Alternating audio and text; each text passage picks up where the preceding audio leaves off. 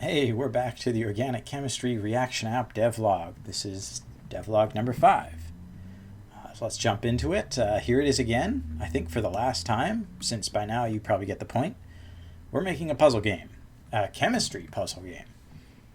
And puzzle games are pretty straightforward to make in terms of the overall design, at least in my opinion. You just need a menu screen that feeds into the puzzle screen, and then the puzzle screen just loops continuously as long as you want to solve puzzles. So yeah, most of the programming is for the puzzles. I've covered 2 of the 3 systems that are used for the puzzles, puzzle selection and puzzle drawing. Now I'll finish up with explaining the puzzle solving system. So I guess the question is, how do you beat a puzzle? You know, with like a Sudoku, you have to fill in all of the boxes. In Wordle, you have to get the right word, right? So how do you win at this? Well, the goal is to show how a chemical reaction happens. And reactions proceed through a series of steps. Sometimes it's 1 step, but it can be more, like the one I'm showing on screen, which is, I have 3 steps drawn, but it's actually a 2-step reaction.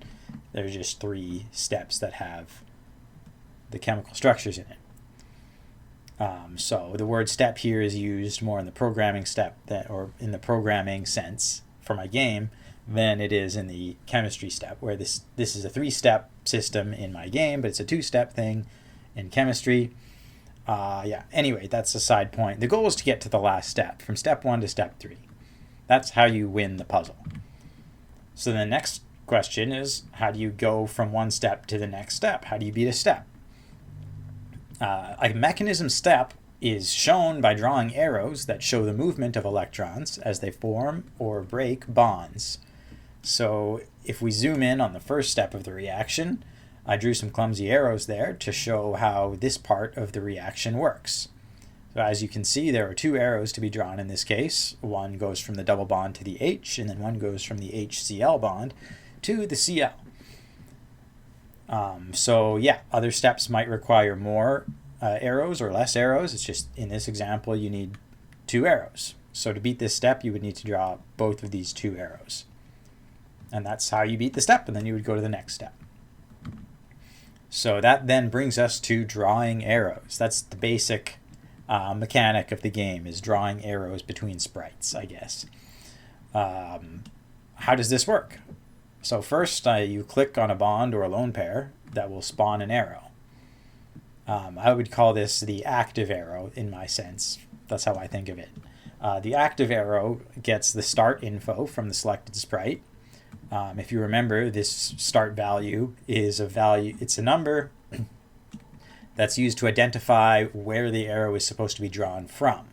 And a value of 0 basically means it's the wrong answer. A value of 1 means it needs to be drawn to another atom that has an end value of 1, right? So yeah, with the arrow spawned, then the player can drag the arrow around to their target bond or target atom. And while the arrow is over a sprite, then it will get the end info of that sprite. Like the start info, the end info is a number that's used to identify where the arrow is supposed to be drawn to. So you're basically trying to match the 1 start value with the 1 end value, and the 2 start value with the 2 end value, so on and so forth, until you've drawn all of the arrows needed. You just don't know which one is the right start value, which one has the start value of 1 and which one has the end value of 1. You're supposed to infer that based on the chemical structure, I guess. But you're basically just drawing lines from start 1, end 1, start 2, end 2. And then, of course, if the player releases the arrow, so they click and drag, or they touch the screen and then release the touch from the screen, that sort of completes the arrow. When the arrow completes, then it will check to see if the start value and the end value match. And of course that they don't match and are 0, because 0 is wrong. So if they both match, they're both 1s or they're both 2s, then the answer is right. And if they don't match or the answer is 0, then it's wrong. If the arrow is right, then it will stay, and I get it to switch to be an inactive arrow. And then also the number of arrows in the step, there's just a little counter I have that increases by 1. Right? Arrow count plus 1. And then if the arrow is wrong, it gets deleted, and then the player just tries again, and that's sort of how it goes. So that's how arrow drawing works. So yeah, puzzle stuff basically happens whenever an arrow is completed. If an arrow is wrong, then the puzzle is actually finished. The player will lose rating points because they got it wrong, which, the goal here is to have the puzzles targeted to a player's skill. So if they got it wrong, that suggests that maybe the puzzle is too hard for them and they should go down to a lower skill level until they are, they have a better understanding of the reaction. Then they can go back up to this skill level, get up, and then go right. So yeah, so when you get a puzzle wrong, you'll lose points. And then you can go to the next puzzle, or you can try to complete this puzzle. If the arrow is right, then the game will check to see if the step is done. Because once you finish one arrow, maybe one arrow is all you needed to get to the next step. Maybe you needed two. So if you have the right number of arrows, then you'll go to the next step. And, of course, if the next step is the last one in the puzzle, then the puzzle is finished, since the goal is just to make it to the last step. And then, assuming the player didn't get the puzzle wrong, if you reach the last step without getting it wrong, that means you got it right. So the puzzle is finished. You'll gain points because you got it right, so it's clear that you know what the puzzle is, or hopefully it's clear that you know what the puzzle is. Maybe you guessed and got it right. I don't know. But you'll gain points for that, and then you can go to the next puzzle as well. So those are sort of the possible outcomes for drawing an arrow, right? First, is it wrong? Second, is it right? And then if it's right, a cascade of things goes. Is the step done? Is the puzzle done? So yeah, how do you summarize? How do you win? You draw arrows until you've drawn enough correct arrows. Then you go to the next step of the puzzle, and then you draw more arrows, and you go to the next step, and you draw more arrows, and you just sort of keep doing that. Your goal is always to just draw arrows. And you do that until you've reached the last step, and then it says you're done. Good job. And that is how puzzle solving works. There are some complications, like in some cases there are 2 correct starting points or 2 correct ending points, or a mix and match of both, for any single arrow. This means there could be multiple bonds or multiple lone pairs that have a start value of 1, and any of them could be drawn to get to the right answer. This isn't much of a problem. Both or all of the options are correct. So drawing any of them will work. And then when it's drawn, you basically remove the other possibilities as an option. So, and if a start value is 1, end value is 1, correct. If anything else has a start value of 1, you just sort of reset those to 0. In another case, there could be 2 or more possible correct arrows to draw, but they're dependent on other arrows. So that kind of has to be dealt with. And I couldn't think of a good way to explain this. So I'm going to use a terrible analogy. And full disclaimer, it is a terrible analogy. But let's say you're on a climbing wall. And so your goal is to get to the top, right? You have to reach the next grip on the wall. And you can use either your left hand or your right hand to reach it. And you can use either, right? Both are fine. But once you've reached that grip with one of your hands and you have to reach the next one, here again, you could either use your left hand or your right hand. It doesn't matter. Both are fine. But if you used your left hand for the first one, you kind of have to use your right hand for the second one because your left hand isn't free anymore. So using your left hand for that second grip was a valid answer until you decided that you were going to use the left hand for the first grip. Now the left hand is no longer a valid answer for the second grip. It's kind of the same thing here. If you draw one arrow, that can change whether or not a different option is available. So it gets a little bit messy, but I have a system for dealing with that. Yeah, I don't know. If it doesn't make sense, it doesn't have to make sense to you. The system works. Trust me. But yeah, the puzzle is kind of modified on the fly. Depending on what answer you give, it will adjust to ensure that you're not making the wrong answer overall, depending on what your first answer is. So then there's also one more complication where actually sometimes there are multiple routes through an entire puzzle.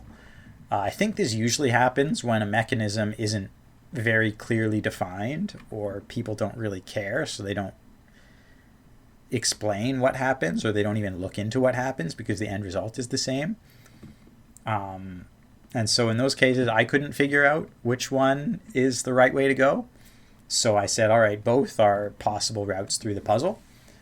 And in this case, basically, when you go to a next step, how the next step is drawn will change depending on how you solve the previous step. So there can be quite a few complications, but I've dealt with them as best I could, I think. I never know how to end these explanations and switch to this, update summary, but that's the end of the puzzle system, and that's basically how the game works. We're currently on version 1.0.2.1. Since last time, I've added a lot of puzzles. We're actually over 300 puzzles now, 300 plus. I also updated the UI to add loading animations for when you're loading a puzzle. And hopefully improve how the buttons feel. The buttons used to not have any animations, so you could never be sure that you were actually selecting a button. But this time it'll go darker, and I think even shrink a bit when you touch it, so you know, oh, I'm actually touching this puzzle or this button. So hopefully that's an improvement. I've changed the full random option so that when you enter puzzles in full random mode, you stay in full random mode. The goal of full random is basically to avoid the randomized puzzles that are sort of tailored to your difficulty or your skill level, because I'm not sure that skill level is very useful value right now. And so some people might not want to be fed the same puzzles over and over and over again because that's what their skill level is. And it's like the same 3 or 4 puzzles because we don't have a database of 10,000 puzzles yet. So if your skill level stays the same, you might get fed the same puzzles, and that can get boring. So full random ignores your skill rating and feeds you a truly random puzzle. So you can get any one of the 300 plus puzzles as opposed to the same select 10 that you would normally get. So that's the goal of full random. But at first, only the first puzzle you would do was in full random mode, and then you would go back to like the skill-based randomization. But now it's fixed so that if you go into full random mode, you stay in full random mode until you select a different one.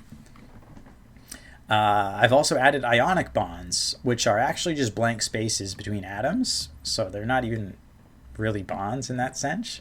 But this lets puzzles show salt forms. So if you have like sodium chloride, NaCl, and I needed the chloride for the reaction mechanism, I would only draw the chloride.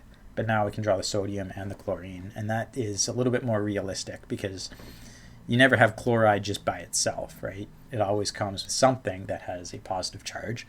So now I can draw the sodium with it. Great. And then, of course, minor bug fixes, as usual. This is update 1.0.2 because I think I made a lot of changes, so it feels a little bit like a different game to me. So, and we'll keep updating as we go. Thanks for watching.